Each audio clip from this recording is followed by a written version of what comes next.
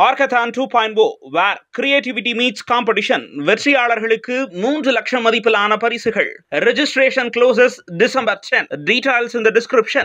Irregular periods என்னதான் பண்றது? உங்க பிரச்சனைகளை கட்டுப்படுத்த லயன் டேட் சிரப் தினமும் 2 ஸ்பூன். 2022ல நாங்க தமிழ் திரைப்பட தயாரிப்பாளர் சங்கம் அப்பயே நாங்க பத்திரிகை ஊடகங்களுக்கு ஒரு வேண்டுகோள் வச்சோம். என்னென்னா சிறு படங்களுக்கு கண்டிப்பாக இந்த அப்போ வெள்ளி சனி ஞாயிறு மட்டும்தான் ஒரு வியாபாரமாக இருந்தது. அதில் ஒரு ரிவ்யூங்கிற பேரில் பல அந்த படம் அவங்க ரிவ்யூ சொல்கிறது தப்புன்னு நாங்கள் சொல்லலை, கருத்து உரிமைன்னு சொன்னோம். அதே நேரத்தில் அதுக்கு வர பின் விளைவுகளை அதனால் ஒரு 100 குடும்பங்கள் பாதிக்கப்படுது. ஒரு படம் இந்த ரிவ்யூனால் என்ன பாதிப்புனா ஒரு 100 குடும்பங்களுக்கு அது ஒரு தயாரிப்பாளர் தலையில் மொத்தமாக விழுந்துருது. அதனால் அது ஒரு வேண்டுகோளாக தான் நாங்கள் வச்சோம். மற்றபடி இன்றைக்கி சிறு படங்கள் இந்த வருஷத்தில் அதிக சக்ஸஸாக பார்த்திங்கன்னா நிறையா சிறு படங்கள் ஓடி இருக்குது. அதற்கு காரணம் அதோடைய ரிவ்யூஸு.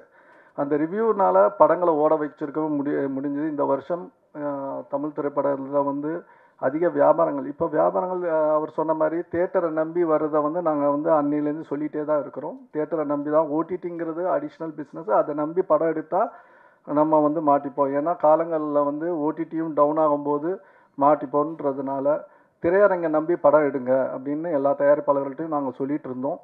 அதுதான் இப்போ 2024 வந்துட்டுருக்கு. இந்த சிறு படங்களுக்கு இன்றைக்கி வியாபாரங்கள் ஒரு துளிர் விட்டுருக்கு. சிறு படங்கள் தான் அதிகமாக இந்த வருஷத்தில் ஓடி இருக்குது. நீங்கள் கணக்கெடுத்து பாருங்கள், எந்தெந்த படங்கள் ஓடி இருக்குன்ற கணக்கெடுத்திங்கன்னா பார்த்தீங்கன்னா ஓடி இருக்கு. அது அந்த முதல் நாள் ரிவ்யூ 2வது நாள் ரிவ்யூலனாலையும் ஓடி இருக்குது.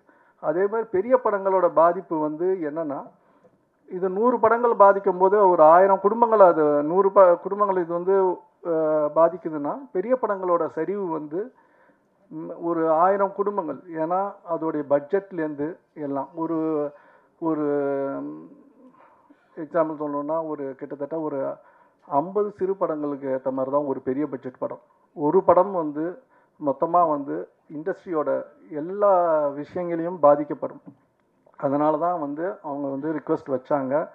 அதை நாங்கள் முன்னாடியே சொல்லிகிட்டு இருந்தோம். ஒரு யூனிட்டாக தயாரிப்பாளர்கள்கிட்ட நாங்கள் திருப்பியும் அவங்கக்கிட்ட கேட்குறோம், ஒரு படங்கள் ஓடுறதுக்கு உங்களுடைய ஆதரவு கண்டிப்பாக வேண்டும். அது சரியான முறையில் நீங்கள் எங்களுக்கு ஒரு சப்போர்ட் பண்ணிங்கன்னா நல்லாயிருக்குன்னு கேட்டுக்கிறேன். படத்துக்கு ஜேஎஸ்கே சார், இந்த படத்தோட ஜேஎஸ்கே சார்கிட்ட நான் பேசிட்டு இருக்கும்போது கொஞ்சம் ஃபுட்டேஜ் காமிச்சார். ரொம்ப பிரமாதமாக வந்திருக்கு. அதே மாதிரி நான் கேள்விப்பட்டேன் நல்ல மெசேஜ் இந்த படத்தில் இருக்குது. நம்ம பார்க்குறத ஒரு கண்ணோட்டத்தில் பார்க்குறோம். ஆனால் படத்தில் அது என்னென்னா வியாபாரத்துக்காக இது இந்த சாங்ஸு ட்ரெய்லர்ஸ் காரணம் அதை தாண்டி படத்தில் ஒரு பெரிய மெசேஜ் வச்சுருக்காரு.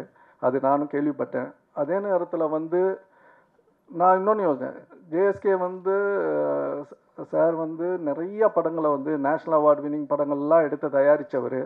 இப்போ திடீர்னு இயக்குனருக்கு நடிச்சிட்டு இருந்தார். இப்போ இயக்கத்துக்கு வந்துட்டுருக்காரு. என்னன்னு யோசிச்சா இன்றைக்கி தயாரிப்பாளர்களை நம்ம ஒரு டைரக்டரை நம்பி தயாரிப்பாளர்கள் பண்ணிகிட்ருக்காங்க. இன்றைக்கி கரண்டில் பார்த்திங்கன்னா சக்ஸஸ் ஆனவங்க எல்லாருமே இயக்குனர் தயாரிப்பாளர்கள் தான் சக்ஸஸ் ஆகிட்ருக்காங்க. அவங்க தான் இந்த பிஸ்னஸே ரன் பண்ணிகிட்டு இருக்க மாதிரி ஒரு சூழ்நிலைகள் போயிட்டுருக்கு. ஏன்னா தன் படங்கள் அப்படின்னு இருக்கிறதுனால தான் அவர் அதை திங்க் பண்ணி தனக்கு இவ்வளோ படங்கள் தயாரித்தார். அவருடைய கணக்கெடுத்து பார்த்தீங்கன்னா எவ்வளோ ஜெயிச்சிருக்காரு. படங்களுக்கு செலவுகள் அதிகமாக பண்ணியிருக்காரு. படங்கள் நேஷ்னல் அவார்டு வாங்கியிருக்கு, பேர் கிடச்சிருக்கு. பணம் கிடச்சிருக்கான்னு கேளுங்க ஜேஎஸ்கே சார்கிட்ட. அவர் அதுக்கு போராடிட்டு தான் இருக்கார். அதனால தான் இந்த படத்தை அவரே இயக்கி இதை ஒரு பட்ஜெட்டில் பிளான் பண்ணி நானே ஷாக் ஆகிட்டேன். ஏன்னா நான் எங்கள் அப்பாவை பார்த்து ஒரு சின்ன படம் ஒரு குறுகிய காலத்தில் ஒரு சின்ன பட்ஜெட்டில் இப்படி ஒரு படம் பண்ணலாம் அப்படிங்க அப்பாவை நான் பார்த்து நிறையா பண்ணுவேன். அதுக்கப்புறம் நான் யாரையுமே அந்த ஸ்கேலில் நான் பார்க்கல. காலங்கள் மாறுது, பட்ஜெட்டுக்கு ஏற்ற மாதிரி படங்கள் எல்லாமே மாற்றிட்டுருக்கேன். அந்த ஸ்கேலில் ஒரு டைரக்டராக நான் பார்க்கல. ஜேஎஸ்கே சாரை இந்த ஒரு குறிப்பிட்ட நாளில் பட்ஜெட்டில் இன்றைக்கி காலகட்டத்தில் எடுக்க முடியும்னா அவர் ஜேஎஸ்கே இந்த படத்தில் பண்ணி காமிச்சிருக்காரு. அதை கேட்டதில் தெரிஞ்சிச்சு. 100% சக்ஸஸ். இது இதில் இந்த மாற்றமே கிடையாது. ஏன்னா இந்த படத்தோடைய உண்மை நிலவரம் அவருக்கு தெரியும். இதை எப்படி வியாபாரம் பண்ணுறதும் அவருக்கு தெரியும். அவர் பல துறைகளில் இருக்கார். இதை வந்து ப்ராப்பராக இதை வந்து ஒரு எக்ஸிக்யூட் பண்ணுறாரு.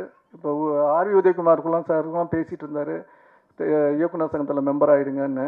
கண்டிப்பாக ஆகிட்டு எப்படி பட்ஜெட்டில் படம் பண்ணணும்னு நீங்கள் சொல்லுங்கள் சார். அதை அவர் போயிட்டார், இருக்கும்போது சொல்லணும்னு நினச்சேன்.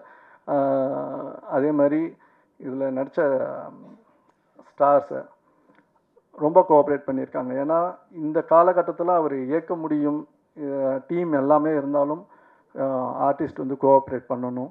இதில் வந்து நல்லா எல்லா ஆர்டிஸ்ட்டும் கோஆப்ரேட் பண்ணியிருக்காங்க, நல்லா பண்ணியிருக்காங்க. எல்லாருமே சொல்லிட்டாங்க, பாராட்டினாங்க. இவங்க எல்லாருமே ஆல்ரெடி நிறையா படங்கள் பண்ணியிருக்காங்க. பாலாஜி முருகதாஸ் வந்து 1-2 படம் பண்ணியிருந்தாலும் இதுக்கப்புறம் அவங்களோட ஃப்யூச்சர் வந்து கொஞ்சம் பிரைட்டாக தான் வரும், இன்னும் பெட்டராக வரும் எல்லாருக்கும். இந்த ஹோல் டீமுக்கும் என்னுடைய வாழ்த்துக்களை தெரிவிச்சுக்கிறேன். நன்றி, வணக்கம்.